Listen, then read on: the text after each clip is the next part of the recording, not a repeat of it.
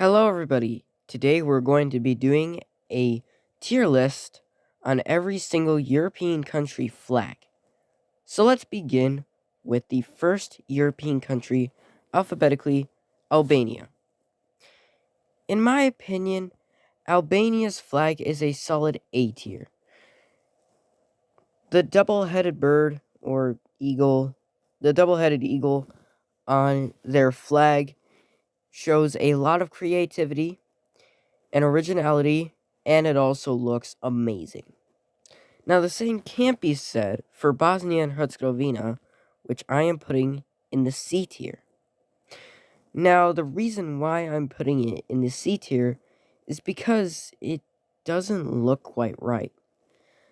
The top and bottom stars are cut off in a really weird way, and the yellow triangle just doesn't fit well because there is a blue rectangle on the right side of the flag that makes it so that it just looks weird. Estonia. Like many others, I love the Estonian flag. Not only is it, for one, a really good flag, it has a lot of meaning behind it. I think you might already know by now, but I'll just say it in a nutshell. Blue represents the sky, the black represents the trees, and white represents the snow. Very spot on flag. Finland, I say, is a solid A tier. Finland's flag is one of the Nordic flags that is simple. Well, one of the flags that is simple but elegant. Germany. I say Germany is a solid B tier. It's one of those tricolor flags. It's in the middle. It is a great flag. Definitely more leaning towards the upper side. It's definitely one of the better flags out there. I don't really have any much else to say. All right, Ireland. Ireland, I say, is another B tier. It's another simple flag. Same goes for Italy. Italy actually copied off of, well, they were inspired by France for their flag. I'm usually going to put the tricolors in the B tier, except for if they're like original or something. Latvia. Now, I gotta say, Latvia is a pretty good flag. I wouldn't put it in the A tier, probably the B tier, because the red just kind of, I mean, it kind of fits, but it doesn't really fit. And then that white streak in the middle, it isn't straight, but if it was straight, it would look too much like Austria's. So that little white strip does lend some creativity. Now, Liechtenstein's flag is a complicated one because it has that little cross, not the cross, the crown in the flag, which I view flags for simplicity but also elegance. And Liechtenstein doesn't do well in simplicity, but it does do well in elegance, and that's why it deserves a solid A tier. The same goes for Albania. Lithuania is another tricolor. The colors are interesting to say the least. I do like the color palette for this one, though. Same with Italy and pretty much all the other tricolors so far. Luxembourg, pretty much the same as the Netherlands, which is why I'm also putting it in the B tier. I mean, it is just a lighter blue, so literally no originality there. Romania. I don't really know about Romania. I mean, it does have a pretty good tricolor. So, upper B tier, definitely an upper B tier.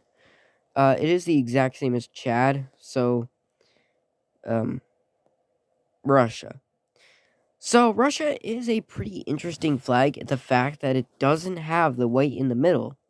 Now, a lot of countries have the white in the middle, like Latvia, Luxembourg, um, Ireland. I mean, the same goes for Romania, but Russia is creative in the sense that it didn't put the white in the middle in its horizontal tricolor flag, which is why I'm giving it an A tier, because it's a very iconic, very original. It was a very old flag.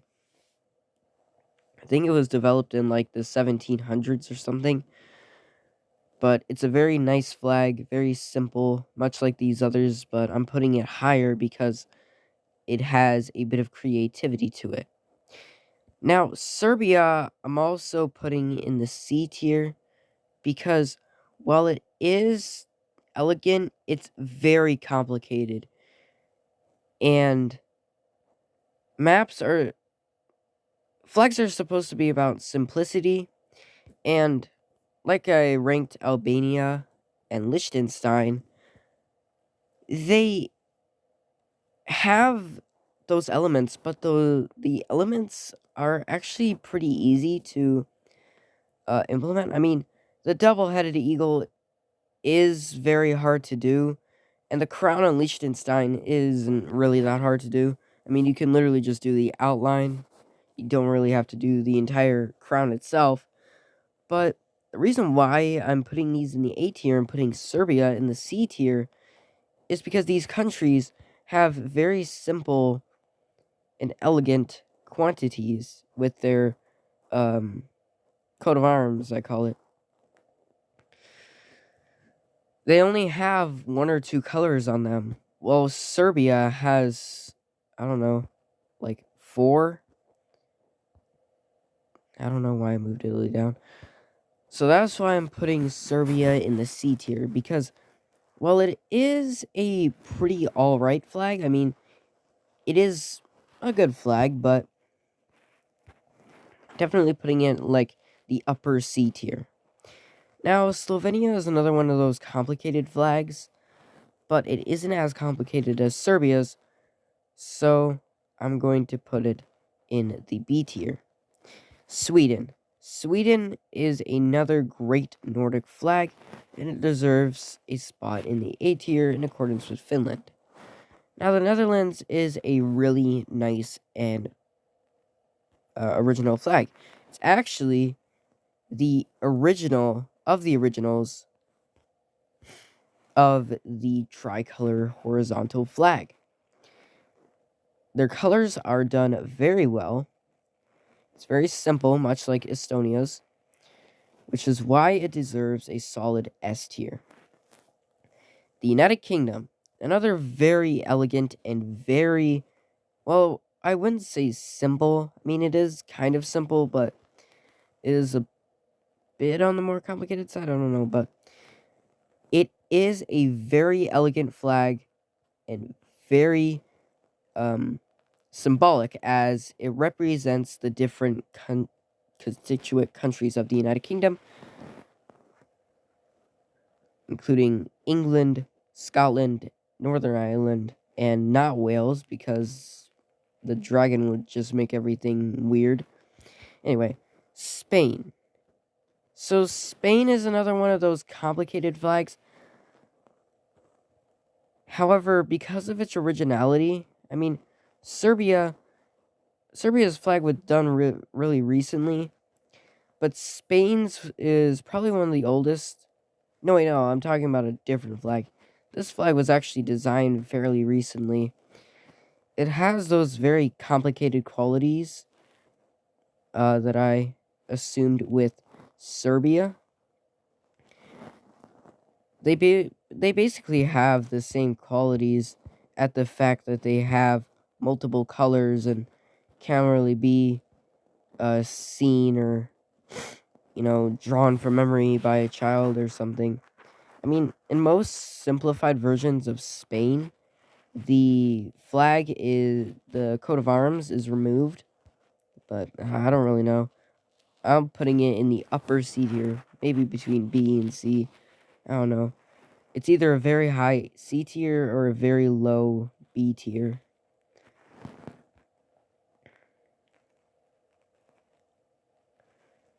Now, is this? This is Andorra, right? I don't know. I can't really tell the difference between the two.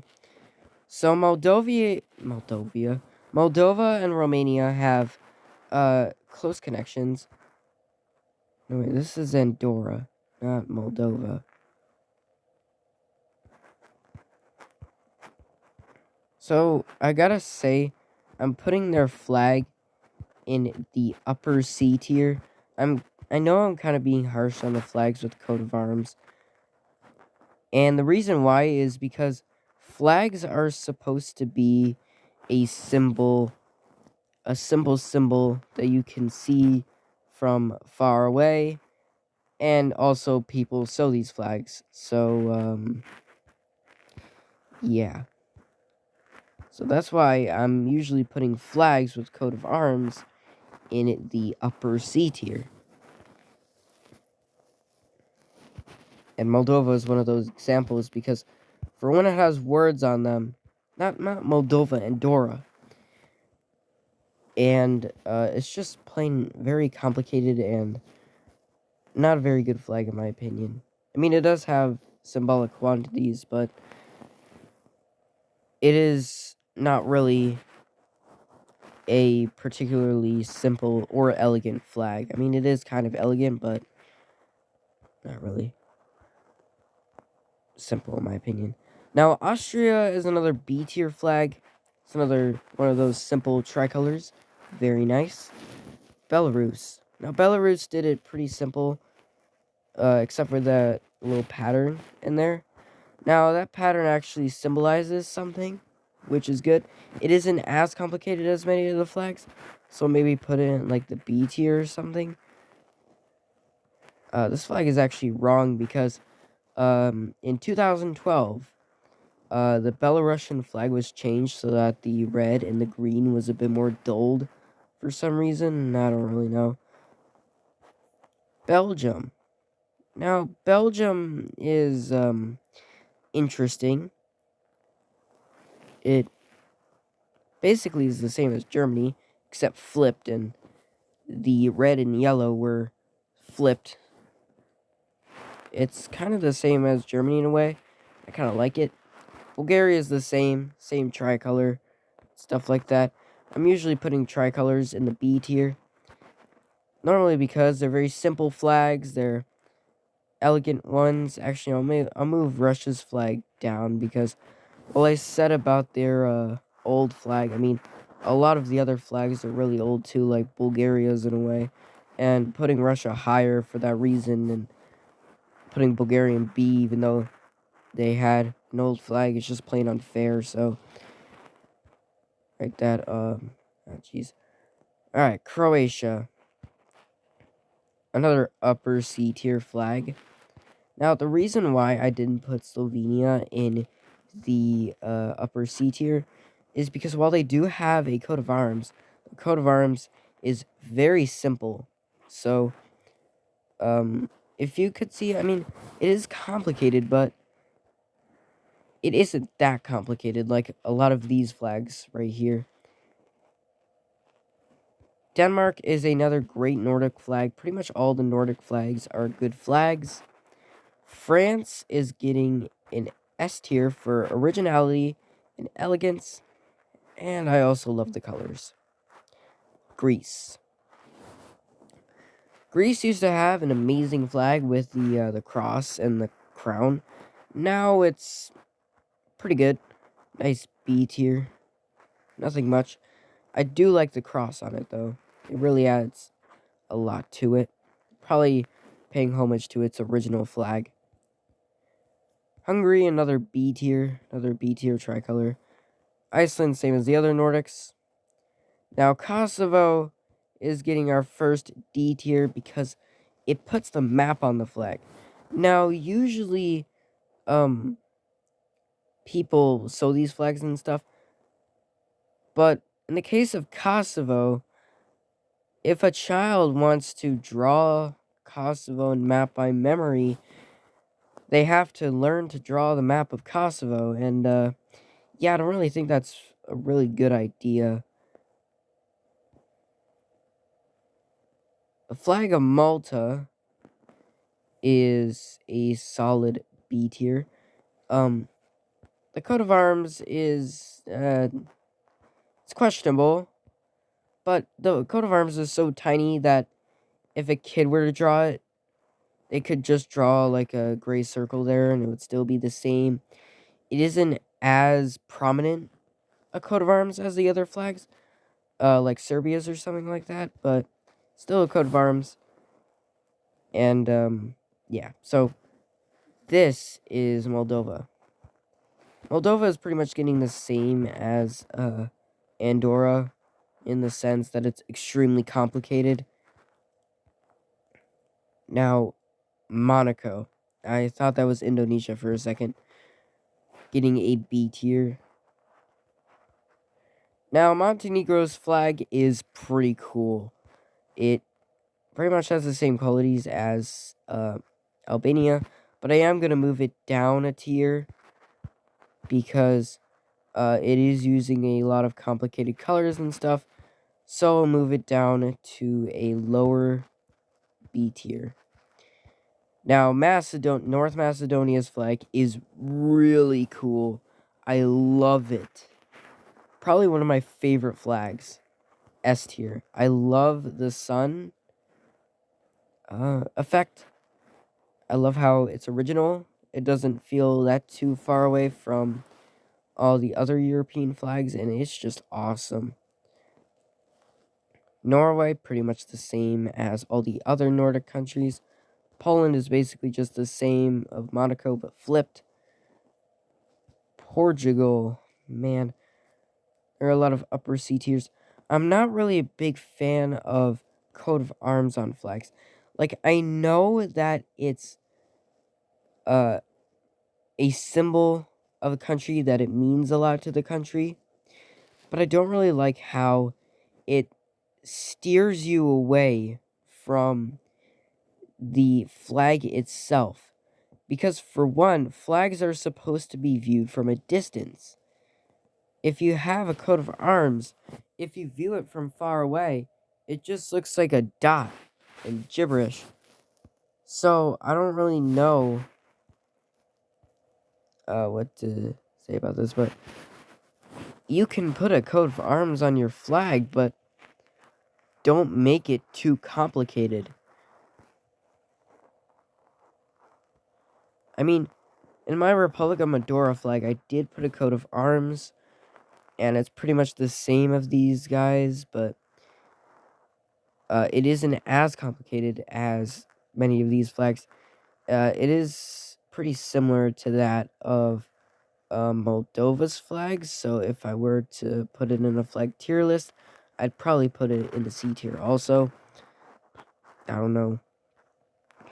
Now, San Marino, another C tier, because this flag is insanely complicated. It has multiple shades of green, multiple shades of gray, multiple shades of gold. It is just complicated. Now, Slovakia is getting a B tier because, of course, like Slovenia, while it does have a coat of arms, the coat of arms is extremely simple, meaning that a child can still draw it by hand, by memory. Now, Switzerland is a solid A tier because I love the cross on its flag, and I love the simplicity and elegance that comes with the flag itself. Same with the Czech Republic. I love its originality. And funny thing is that when Czechoslovakia was formed, the blue triangle was actually supposed to represent Slovakia, but now it represents Bohemia. Now, Vatican City is another lower B tier. I'm putting it in the B tier because if we removed the coat of arms from Vatican City, I mean, Vatican City is a very symbolic country, and so removing its coat of arms would just be plain weird. So, I mean, the same would be for all these countries.